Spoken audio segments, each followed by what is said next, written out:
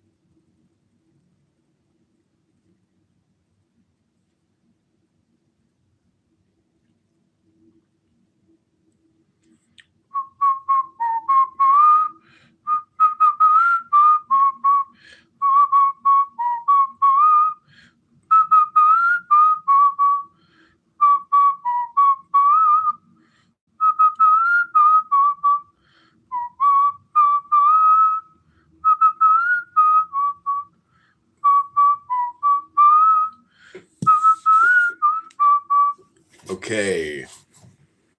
Welcome to the John Kitover Book Club. This is where we like to read what's called a book. Some people have forgotten what these are. And this is all for YouTube. We'll be chopping this up into 1-minute clips. This is page 142. So take the deepest breath of the day.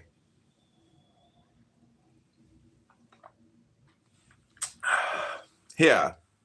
See what John Huss says in his letter, the 43rd letter towards the end. A doctor of theology said to me, in everything I should submit myself to the council. Everything would then be good and lawful for me. He added, if the council said that you had only one eye, although you have two, it would be still necessary to admit that the council was not wrong.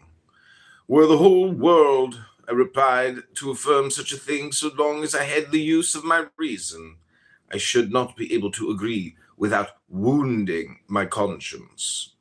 I will say to you, like John Huss, before there was a church and its councils, there were truth and reason. Pardon me if I interrupt, my dear sir. You were a Catholic at one time. You are no longer so. Consciences are free. I shall merely submit to you that the institution of the hierarchical infallibility in matters of dogma is reasonable in quite another sense, and far more incontestably true than all the miracles of the world. Besides, what sacrifices ought one not to make in order to preserve peace? Believe me, John Huss would have been a greater man if he had sacrificed one of his eyes to universal concord, rather than deluge Europe with blood. Oh, sir, let the church decide when she will that I have but one eye. I only ask her one favor. It is to tell me in which eye I am blind, in order that I may close it and look with the other with an irreproachable orthodoxy. I admit that I am not orthodox in your fashion. I perceive that clearly. But let us come to the miracles. You have then seen, touched, felt, tasted them, but come, putting exaltation on one side. Please give me a thoroughly detailed and circumstantial account of the affair, and above all, evident proof of miracle. Am I indiscreet in asking you that? Not the least in the world, but which shall I choose? There are so many.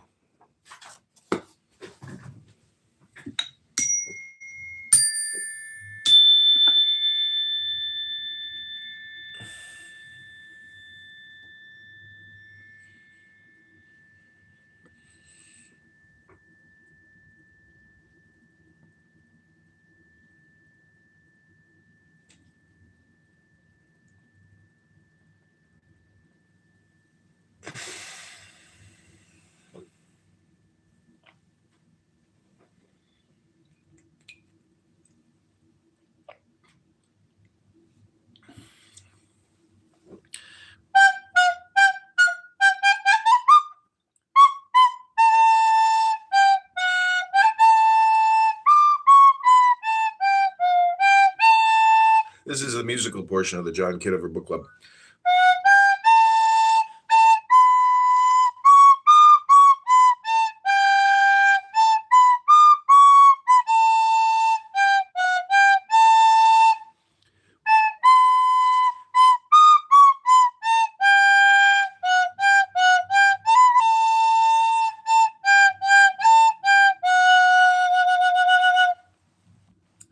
That helps clean out the cobwebs.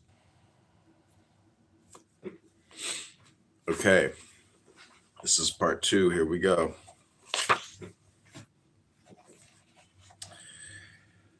Let me think, added Mr. Madrol. After a moment's reflection and with a slight trembling in the voice, the prophet is in London, and we are here. Well, if you only make a mental request to the prophet to send you immediately the communion, and if in a place designated by you, in your own house, in a cloth, or in a book, you found a host on your return, what would you say? I should declare the fact inexplicable by ordinary critical rules. Oh, well, sir, cried Mr. Madrol triumphantly. There is a thing that often happens to me whenever I wish, that is to say, whenever I am prepared and hope humbly to be worthy of it. Yes, sir, I find the host when I ask for it. I find it real and palpable, but often ornamented with little hearts, little miraculous hearts which one might think had been painted by Raphael. Eliphas Levi, who felt ill at ease in discussing facts with which there was mingled a sort of profanation of the most holy things, then took his leave of the one-time Catholic writer and went out meditating on the strange influence of this Vintras, who had so overthrown that old belief and turned the old savant's head. Some days afterward, the Kabbalist Eliphas was awakened very early in the morning by an unknown visitor. It was a man with white hair, entirely clothed in black. His physiognomy, that of an extremely devout priest. His whole air, in short, was entirely worthy of respect. The ecclesiastic was furnished with a letter of recommendation conceived in these terms. Dear master, this is to introduce to you an old savant who wants to gabble Hebrew sorcery with you. Receive him like myself. I mean, as I myself received him, by getting rid of him in the best way you can. Entirely yours, in the sacrosanct Kabbalah, ad des Baroles. Reverend sir, said Eliphas, smiling after having read the letter, I am entirely at your service, and can refuse nothing to the friend who writes to me. You have then seen my excellent disciple, Desbaroles? Yes, sir. I found in him a very amiable and very learned man. I think both of you, and I think both you and him worthy of the truth, which has been lately revealed by astonishing miracles, and the positive revelations of the Archangel, Saint Michael. Sir, you do us honor. Has then the good Desbaroles astonished you by his science? Oh, certainly he possesses in a very remarkable degree the secrets of chiromancy. By merely inspecting my hand, he told me nearly the whole history of my life. He is quite capable of that. But did he enter into the smallest details? Sufficiently, sir, to convince me of his extraordinary power. Did he tell you that you were once the vicar of Mont Louis in the Diocese of Tours? That you are the most zealous disciple of the ecstatic Eugene Vintros? And that your name is Chavot?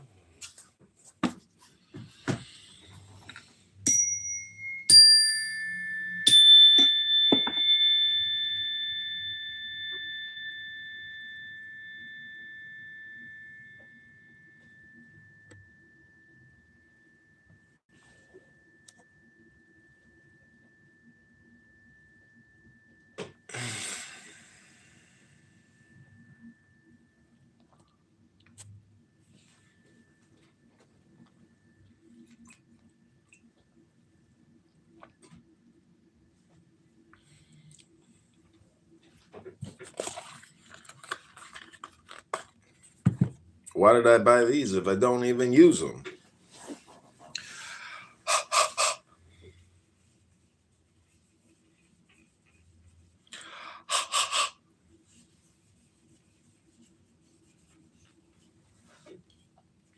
Battery 100%. Battery is at 100%. Prepare for the recording. Hey, Meta, start recording.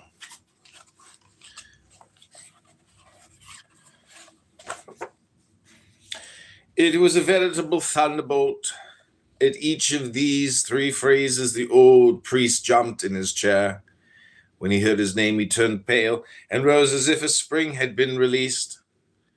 You are then really a magician? He cried. Chavot is certainly my name, but it is not that which I bear. I call myself La Paratz. I know it, La Paratz is the name of your mother. You have left a sufficiently enviable position, that of a country vicar, and your charming vicarage, in order to share the troubled existence of a sectary. Serve a great prophet? Sir, I believe perfectly in your good faith. But you will permit me to examine a little the mission and the character of your prophet. Yes, sir. Examination. Full light. The microscope of science. That is all we ask. Come to London, sir, and you will see the miracles permanently established there. Would you be so kind, sir, as to give me, first of all, some exact and conscientious details with regard to the miracles? Oh, as many as you like. And immediately the old priest began to recount things which the whole world would have found impossible, but which did not even turn an eyelash of the professor of transcendental magic.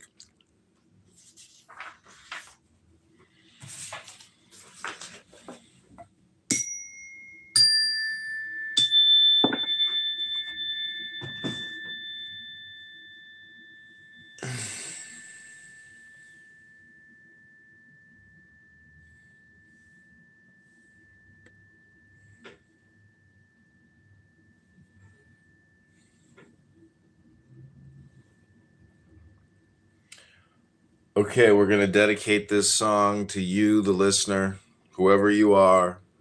May this little verse on my Xenon, this is called a Xenon or a recorder.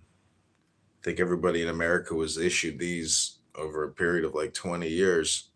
But nobody ever figured out how to actually play it because people were too busy watching TV. Now you can watch me on YouTube play what's called a recorder, but it's labeled Zen. On Zen. Here we go.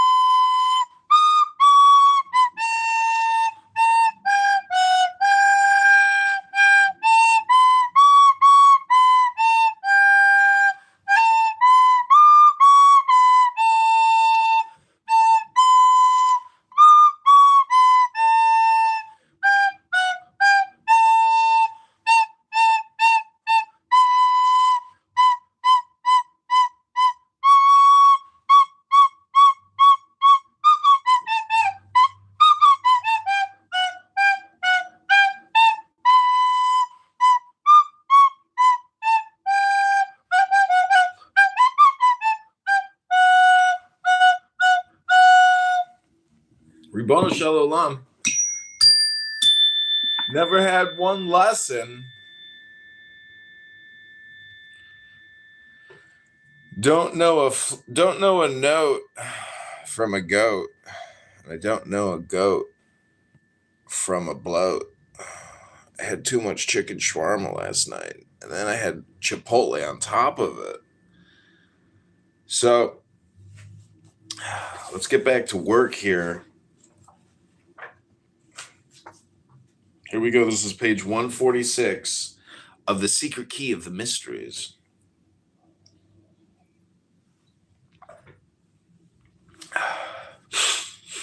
One day, Vintros, in an excess of enthusiasm, was preaching before his heterodox altar. 25 persons were present. An empty chalice was upon the altar, a chalice well known to the Abbé Charveau. He brought it himself from his church of Mont Louis, and he was perfectly certain that the sacred vase had neither secret ducts nor double bottom. In order to prove to you, said Vintros, that it is God himself who inspires me, he acquaints me that this chalice will fill itself with drops of his blood, under the appearance of wine, and you will all be able to taste the fruit of the vines of the future, the wine which we shall drink with the Saviour in the kingdom of his Father. Overcome with astonishment and fear, continued the Abbé Charveau, I go up to the altar. I take the chalice. I look at the bottom of it. It was empty. I overturned it in the sight of everyone. Then I returned to kneel at the foot of the altar, holding the chalice between my two hands. Suddenly, there was a slight noise, the noise of a drop of water falling into the chalice from the ceiling. It was distinctly heard, and a drop of wine appeared at the bottom of the vase. Every eye was fixed on me. Then they looked at the ceiling, for our simple chapel was held in a poor room, and the ceiling was neither hole nor fissure. Nothing was seen to fall, and yet the noise of the fall of the drops multiplied. It became more rapid and more frequent, and the wine climbed from the bottom of the chalice towards the brim. When the chalice was full, I bore it slowly around so that all might see. And the prophet dipped his lips into it, and all, one after the other, tasted the miraculous wine. It is in vain to search memory for any delicious taste which would give an idea of it. And what shall I tell you, added the Abbé Charveau, of those miracles of blood which astonish us every day?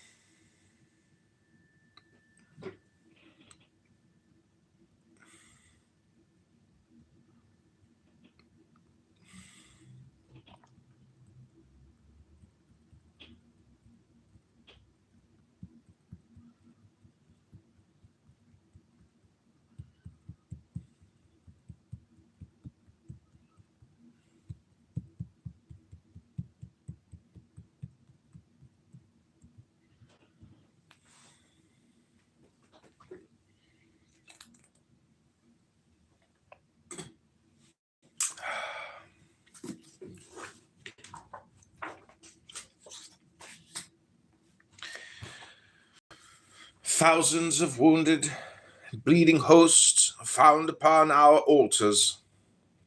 The sacred stigmata appear to all who wish to see them. The hosts, first white, slowly become marked with characters in hearts and blood. Must one believe that God abandons the holiest objects to the false miracles of the devil? Should not one rather adore and believe that the hour of the supreme and final revelation has arrived? Abbe Chanveau, as he thus spoke, had in his voice that sort of nervous trembling that Eliphas Levi had already noticed in the case of Mr. Madrol. The magician shook his head pensively, then suddenly, "Sir," said he to the abbe, "you have upon you one or two of these miraculous hosts. Be good enough to show them to me." "Sir, you have some, I know it. Why should you deny it?" "I do not deny it," said Abbe Charveau, "but you will permit me not to expose the investigations of incredulity objects of the most sincere and devout belief." "Reverend sir," said Eliphas gravely, "incredulity is the mistrust of an ignorance almost sure to deceive itself. Science is not incredulous. I believe, to begin with, in your own convictions, since you have accepted a life of privation and even of reproach in order to stick to this unhappy belief. Show me then your miraculous hosts, and believe entirely in my respect for the objects of a sincere worship." "Oh, well," said the Abbé Charveau, after another slight hesitation, "I will show them to you."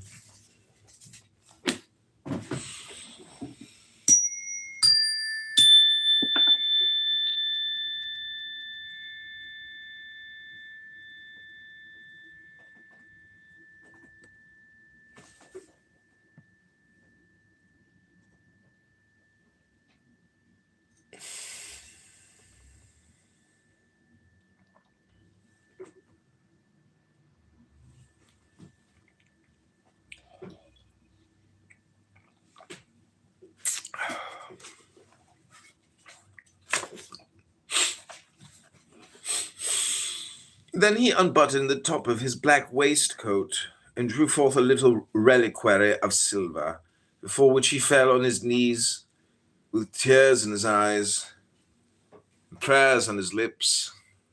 Eliphas fell on his knees beside him, and the abbé opened the reliquary. There were in the reliquary 3 hosts, one whole, the 2 others almost like paste, and as it were kneaded with blood. The whole host bore in its center a heart in relief on both sides, a clot of blood molded in the form of a heart, which seemed to have been formed in the host itself in an inexplicable manner. The blood could not have been applied from without, for the imbibed coloring matter had left the particles adhering to the exterior surface quite white. The appearance of the phenomenon was the same on both sides. The master of magic was seized with an involuntary trembling. His emotion did not escape the old vicar, who, having once again done adoration and closed his reliquary, drew from his pocket an album and gave it without a word to Eliphas. There were copies of all the bleeding characters which had been observed upon hosts since the beginning of the ecstasies and miracles of Vintros. There were hearts of every kind, and many different sorts of emblems, but 3 especially excited the curiosity of Eliphas to the highest point. "Reverend sir," said he to Charveau, "do you know these 3 signs?" "No," replied the abbé ingenuously, "but the prophet assures us that they are of the highest importance, and that their hidden signification shall soon be made known, that is to say, at the end of the age." "Oh, well, sir," solemnly replied the professor of magic, "even before the end of the age, I will explain them to you. These 3 Kabbalistic signs are the signature of the devil."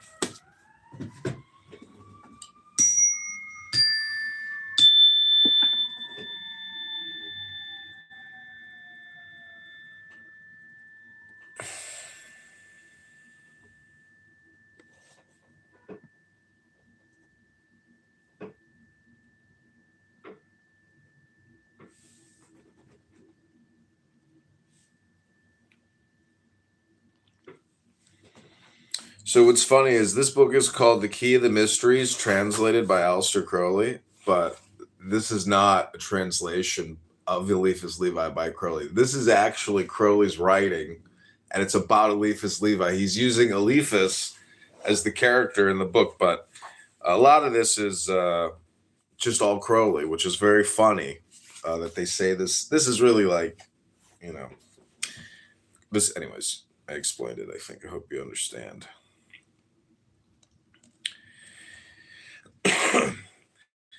It is impossible, cried the old priest.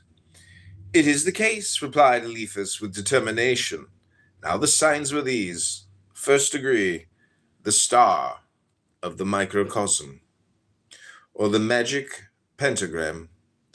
It is the five-pointed star of occult masonry, the star with which Agrippa drew the human figure, the head in the upper point, the four limbs in the four others. The flaming star, which when turned upside down, is the hieroglyphic sign of the goat of black magic, whose head may then be drawn in the star. The two horns at the top, the ears to the right and left, the beard at the bottom. It is the sign of antagonism and fatality. It is the goat of lust, attacking the heavens with its horns. It is a sign execrated by initiates of a superior rank, even at the Sabbath. Subnote, but if this were on a circular host, how could it be upside down? Second degree, the two hermetic serpents. But the heads and tails, instead of coming together in two similar semicircles, were turned outwards, and there was no intermediate line representing the caduceus. Above the head of the serpents, one saw the fatal V, the Typhonian fork, the character of hell. To the right and left, the sacred numbers 3 and 7 were relegated to the horizontal line, which represents passive and secondary things.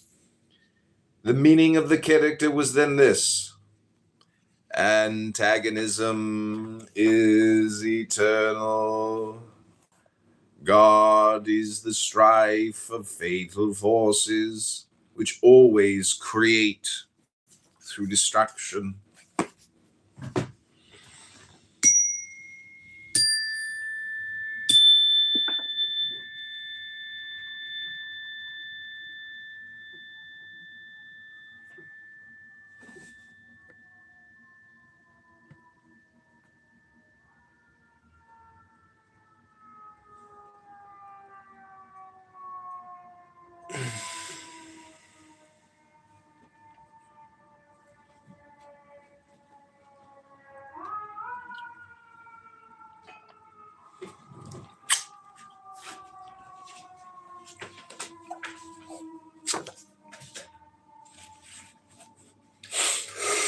The things of religion are passive and transitory. Boldness makes use of them. War profits by them. And it is by them that discord is perpetuated. Third degree, finally, the Kabbalistic monogram of Jehovah, the J-O-D, Jod, Yod, and the He, but upside down.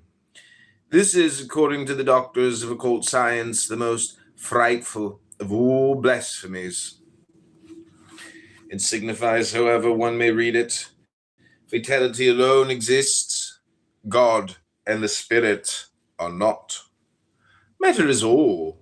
Spirit is only a fiction of this matter demented. Form is more than idea, woman more than man, pleasure more than thought, vice more than virtue, the mob more than its chiefs, the children more than their fathers, folly more than reason. That is what was written in the characters of blood upon the pretended miracles, miraculous hosts of Vintras. We affirm upon our honor that the facts cited above are such as we have stated. and that we ourselves saw and explained the characters according to magical science and the true keys of the Kabbalah. The disciple of Vintras also communicated to us the description and design of the pontifical vestments given, said he, by Jesus Christ himself to the pretended prophet during one of his ecstatic trances. Vintras had these vestments made and cloths himself with them in order to perform his miracles. They are red in color.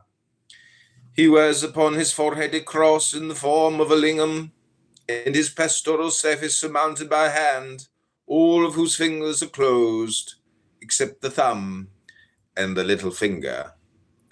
Now, all that is diabolical in the highest degree, and is not a really wonderful thing, the intuition of the signs of a lost science, for it is transcendental magic, which basing the universe upon the two columns of Hermes and of Solomon, has divided the metaphysical world into two intellectual zones, one white and luminous, enclosing positive ideas, the other black and obscure, containing negative ideas, and which has given to the synthesis of the first the name of God, and to that of the other the name of the devil or of Satan.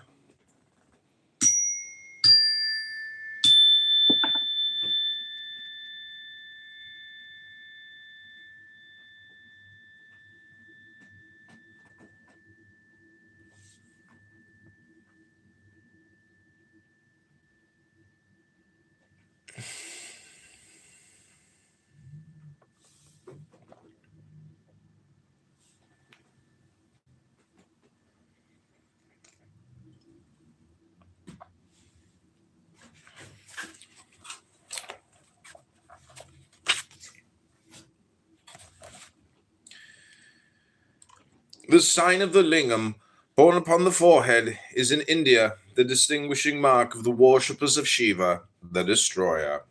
For that sign being that of the great magical arcanum, which refers to the mystery of universal generation. To bear it on the forehead is to make profession of dogmatic shamelessness. Now, say the Orientals, the day when there is no longer modesty in the world given over to debauch, which is sterile, will end at once for lack of mothers. Modesty is the acceptance of maternity. The hand with the three large fingers closed expresses the negation of the ternary and the affirmation of the natural forces alone. The ancient hierophants, as our learned and witty friend Desbaroles is about to explain in an admirable book, which is at present in the press, had given a complete resume of magical science in the human hand. The forefinger, for them, represented Jupiter, the middle finger, Saturn, the ring finger, Apollo, or the sun. Among the Egyptians, the middle finger was Ops, the forefinger, Osiris, and the little finger, Horus. The thumb represented the generative force, and the little finger, cunning. A hand showing only the thumb and the little finger is equivalent in the sacred hieroglyphic language to the exclusive affirmation of passion and diplomacy. It is the perverted and material translation of that great word of St. Augustine. Love and do what you will. Compare now this sign with the doctrine of Mr. Madrot. The most imperfect and the most apparently guilty act of love is worth more than the best of prayers.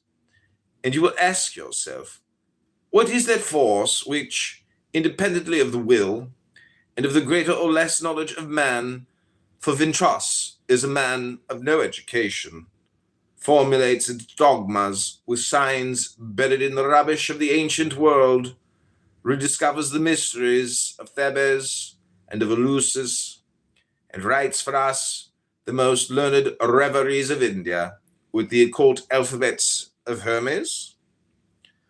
What is that force? I will tell you. But I have still plenty of other miracles to tell. And this article is like a judicial investigation. We must, before anything else, complete it.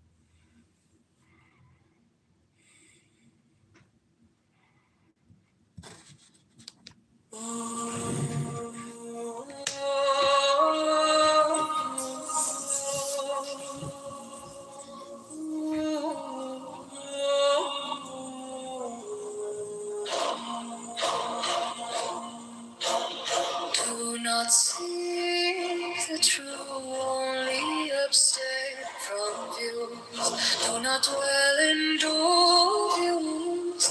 Be careful not to pursue them.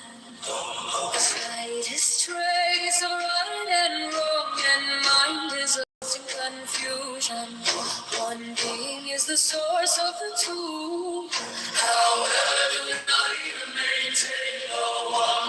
With one mind, there is no arising, and everything is without blame. No blame, no things, no arising, no mind. The subject follows when the object ceases. The object is expelled when the subject sinks. The object is related to the subject. The subject is related to the object. If you want to know these two, their origin is one emptiness. In one emptiness, both are equal, evenly contained innumerable forms. Do not differentiate coarse and fine, and you will not be for or against. The great way is all embracing, neither easy nor difficult. Small views are irresolute, full of doubt, now in haste and too late. Grasp beyond measure, and you will go astray.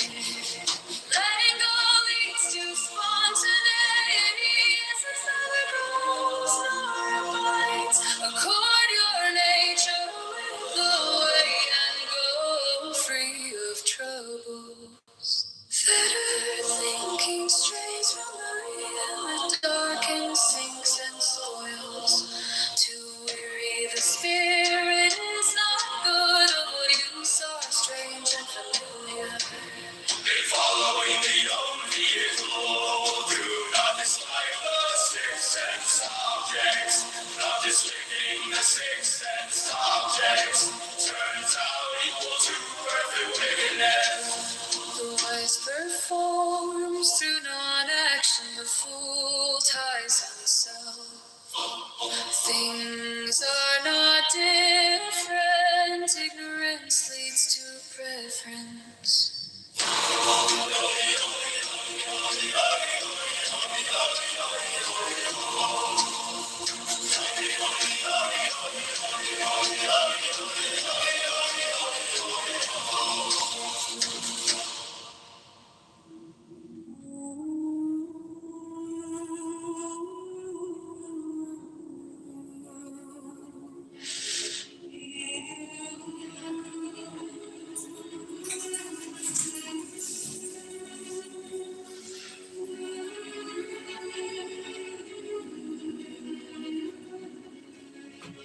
The best way not to figure, it only excuse picking and choosing.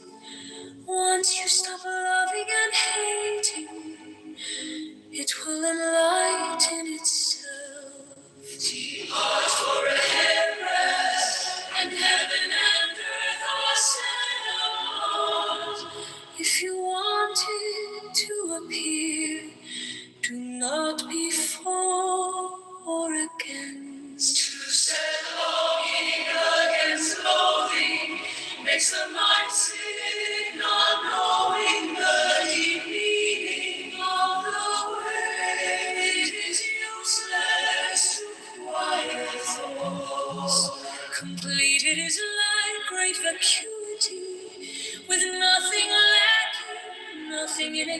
emptiness. When you grasp and reject, there is no suchness. Do not follow conditions. Do not dwell in emptiness. Cherishing oneness in the herd. Everything will stop by itself. Rest will stop motion, and rest will move you again. If you are merely there, how will you know oneness? Now understanding oneness, you will miss in two ways. Expelling beyond you without it, following emptiness, you're always behind it. The more words and thoughts, the more you will go astray. Stop speaking, stop thinking, and there is nothing you cannot understand.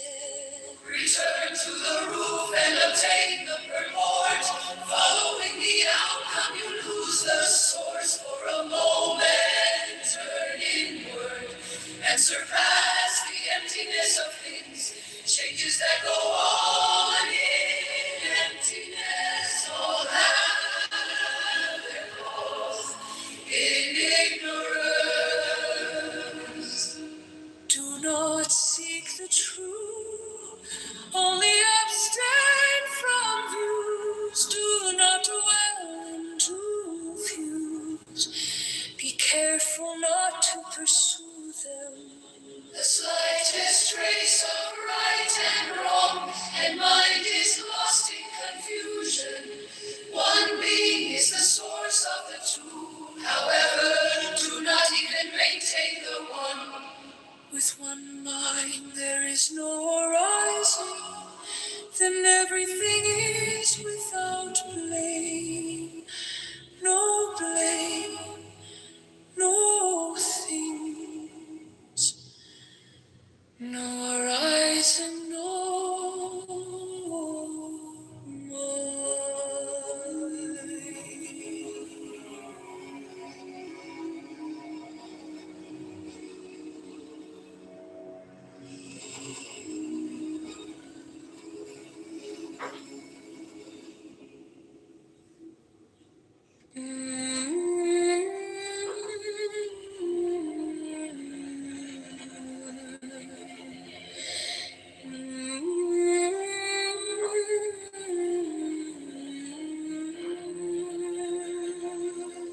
The best way not to free you.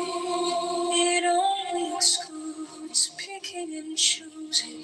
Once you stop loving and hating, it will enlighten itself. Depart for a hairbreadth, and heaven and earth are set apart. If you want it to appear, do not be for or against. To set longing against loathing makes the mind sick, not knowing the deep meaning. It is useless to quiet thoughts. Complete it is like vacuity with nothing lacking, nothing in excess. When you grasp and reject, there is no suchness. Do not follow conditions. Do not dwell in emptiness. Cherish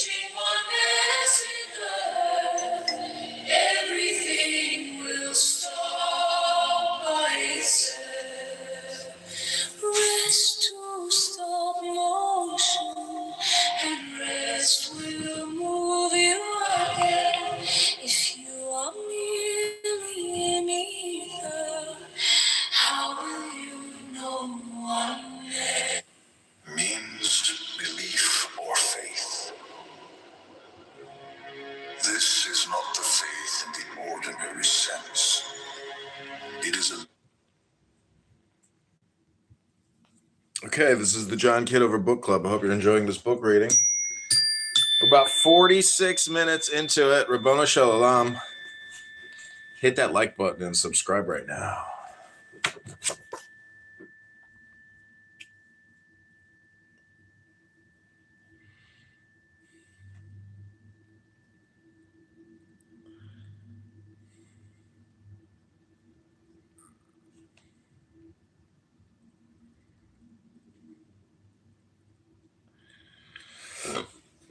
However, we may be permitted, before proceeding to other accounts, to transcribe here a page from a German Illumine, the work of Ludwig Tieck.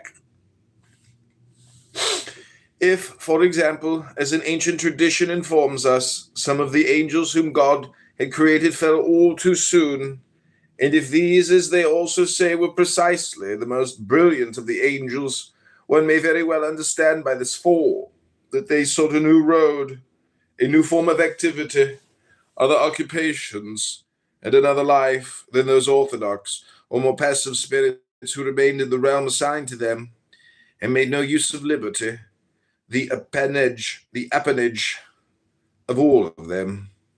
The fall was that weight of form which we nowadays call reality, and which is a protest on the part of the individual existence against its reabsorption into the abysses of universal spirit. It is thus that death preserves and reproduces life. It is thus that life is betrothed to death. Do you understand now what Lucifer is?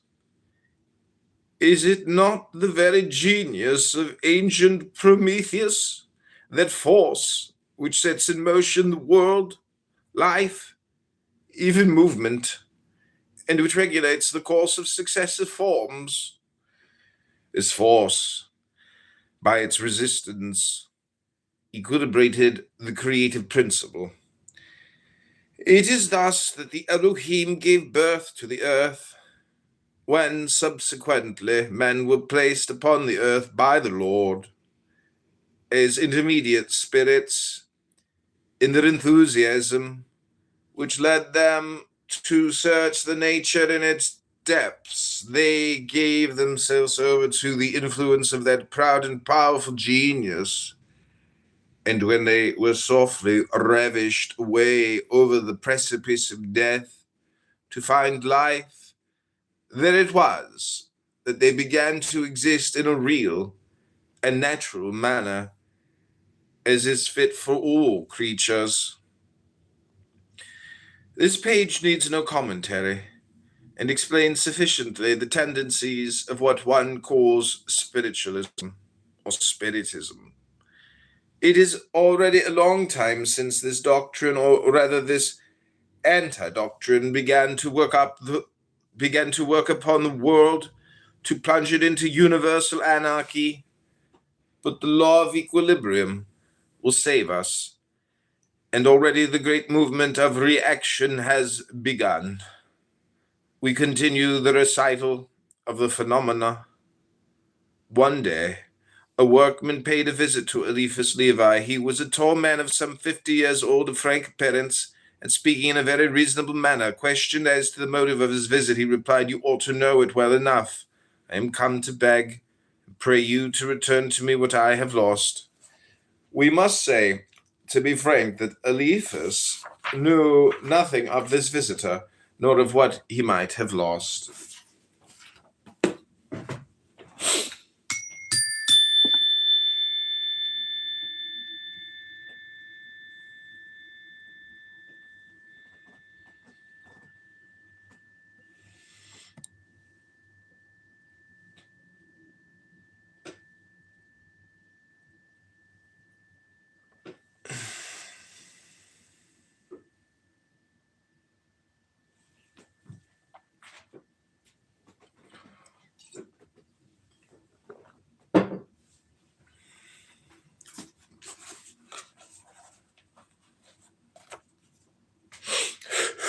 He accordingly replied, You think me much more of a sorcerer than I am. I do not know who you are, nor what you seek. Consequently, if you think that I can be useful to you in any way, you must explain yourself and make your request more precise. Oh, well, since you are determined not to understand me, you will at least recognize this, said the stranger, taking from his pocket a little much-used black book. It was the grimoire of Pope Honorius. One word upon this little book so much decried. The grimoire of Honorius is composed of an apocryphal constitution of Honorius II for the evocation and control of the spirits. Then of some superstitious receipts. It was the manual of the bad priests who practiced black magic during the darkest periods of the Middle Ages. You will find their bloody rites, mingled with profanations of the Mass and of the consecrated elements, formula of bewitchment and male, volent and malevolent spells, practices which stupidity alone could credit, or knavery counsel. In fact, it is a book complete of its kind. It is consequently become very rare, and the bibliophile pushes it to very high prices in the public sales. My dear sir, said the workman, sighing, since I was 10 years old, I have not missed once performing the Orson. This book never leaves me, and I comply rigorously with all the prescribed ceremonies. Why then have those who used to visit me abandoned me? Eli, Eli, lama. Stop, said Eliphas. Do not parody the most formidable words that agony ever uttered in this world. Who are the beings who visited you by virtue of this horrible book? Do you know them? Have you promised them anything? Have you signed a pact?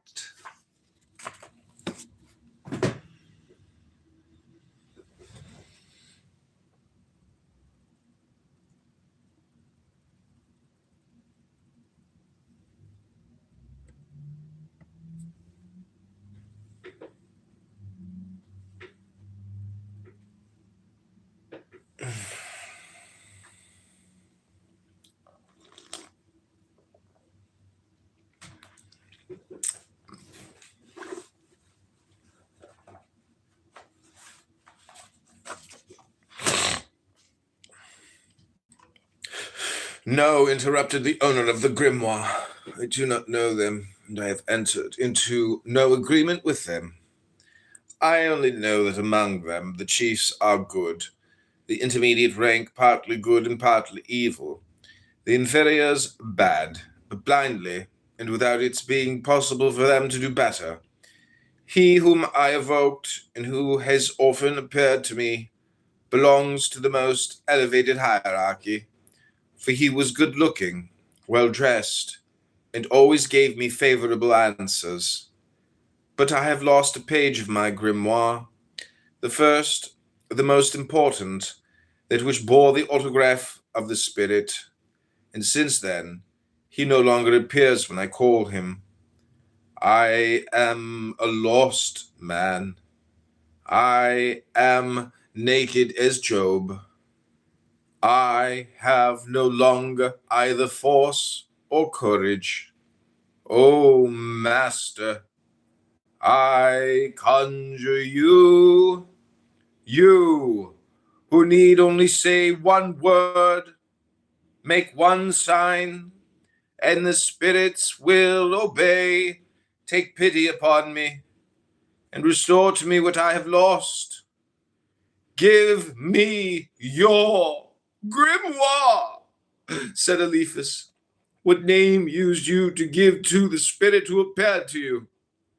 I called him Adonai.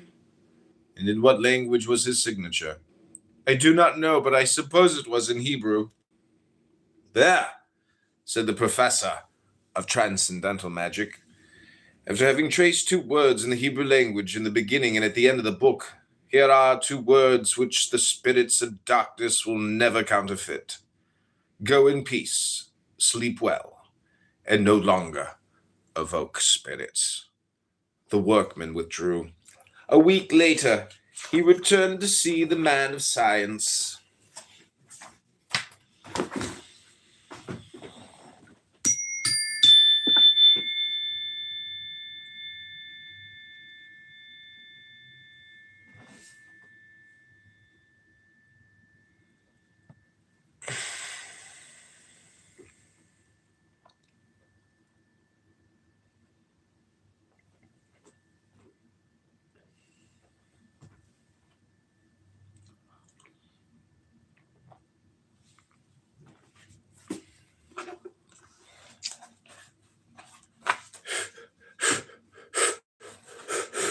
You have restored to me hope and life, said he. My strength is partially returned. I am able with the signatures that you gave me to relieve sufferers, cast out devils, but him, I cannot see him again. And until I have seen him, I shall be sad to the day of my death.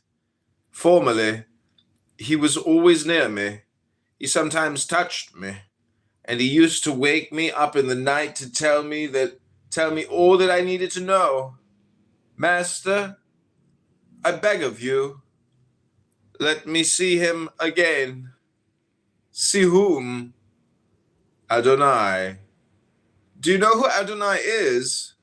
No, but I want to see him again. Adonai is invisible. I have seen him. He has no form. I have touched him. He is infinite. He is very nearly of my own height.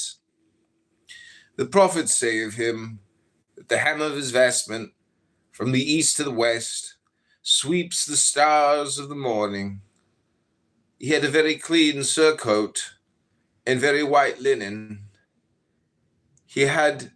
The Holy Scripture says that one cannot see him and live. He had a kind and jovial face. But how did you proceed in order to obtain these apparitions?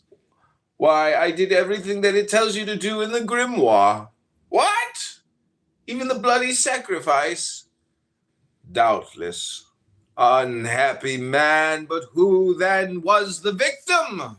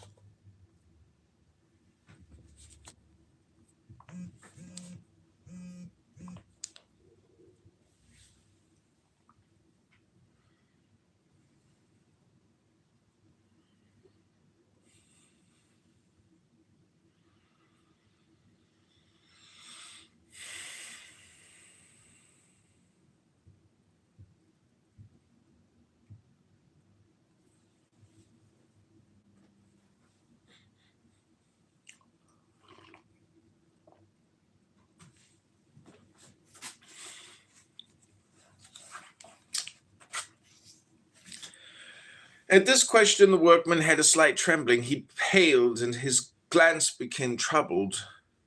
Master, you know better than I what it is, said he humbly in a low voice. Oh, it cost me a great deal to do it. Above all, the first time with a single blow of the magic knife to cut the throat of that innocent creature. One night I had just accomplished the funeral rites. I was seated in the circle on the interior threshold of my door, and the victim had just been consumed in a great fire of alder and cypress wood. All of a sudden, quite close to me, I dreamt, or rather I felt it pass. I heard in my ear a heart-rending wail.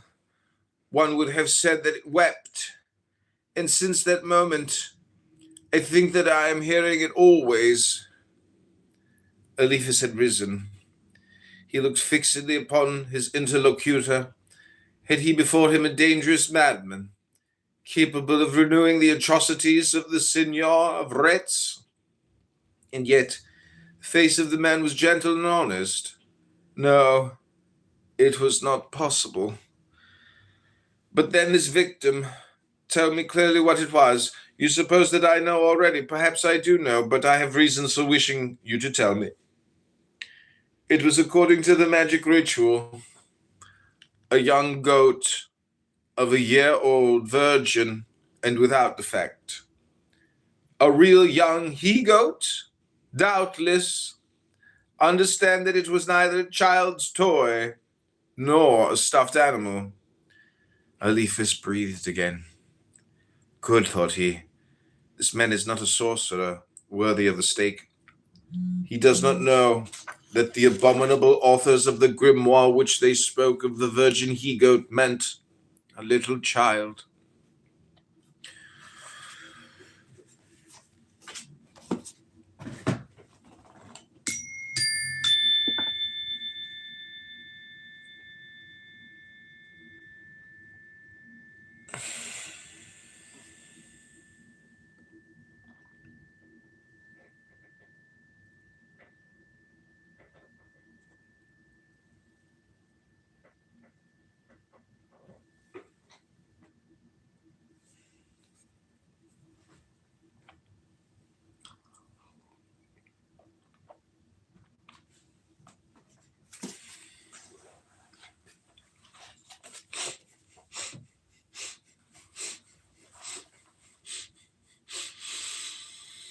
Well, said he to his consultant, give me some details about your visions. What you tell me interests me in the highest degree. The sorcerer, for one must call him so, the sorcerer, then told him of a series of strange facts of which two families had been witness. These facts were precisely identical with the phenomena of Mr. Home. Hands coming out of walls, movements of furniture, phosphorescent apparitions. One day the rash apprentice magician had dared to call up Astaroth, and had seen the apparition of a gigantic monster having the body of a hog, and the head borrowed from the skeleton of a colossal ox. But he told all that with an accent of truth, a certainty of having seen, which excluded every kind of doubt as to the good faith and the entire conviction of the narrator. Eliphas, who is an epicure in magic, was delighted with this find.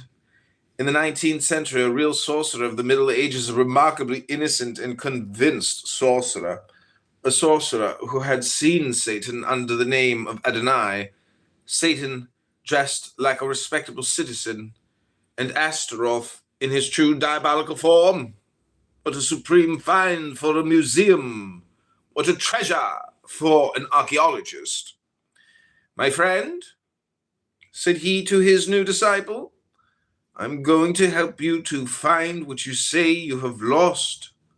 Take my book, observe the prescriptions of the ritual, and come again to see me in a week. A week later he returned, but this time the workman declared that he had invented a life-saving machine of the greatest importance for the Navy. The machine is perfectly put together. It only lacks one thing. It will not work. There is a hidden defect in the machinery. What was that defect? The evil spirit alone could tell him. It is then absolutely necessary to evoke him.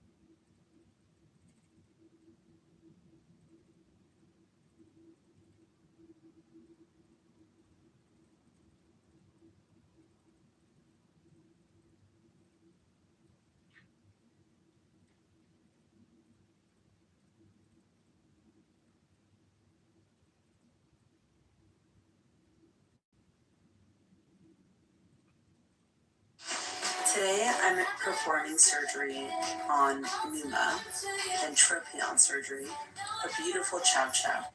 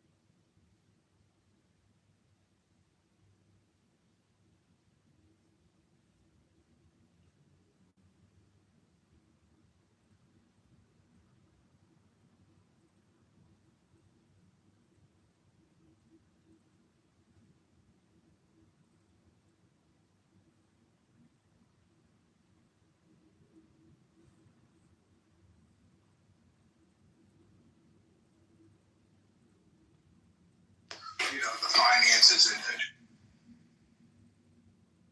2020.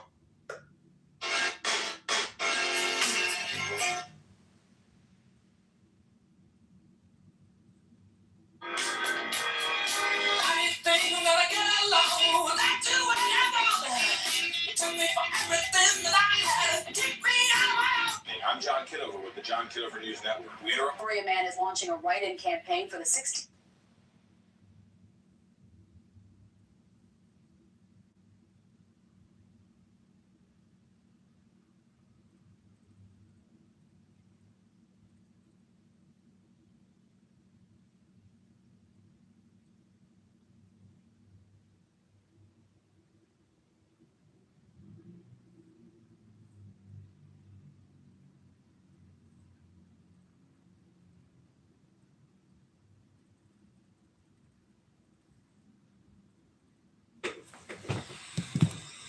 Go to johnforcongress.com.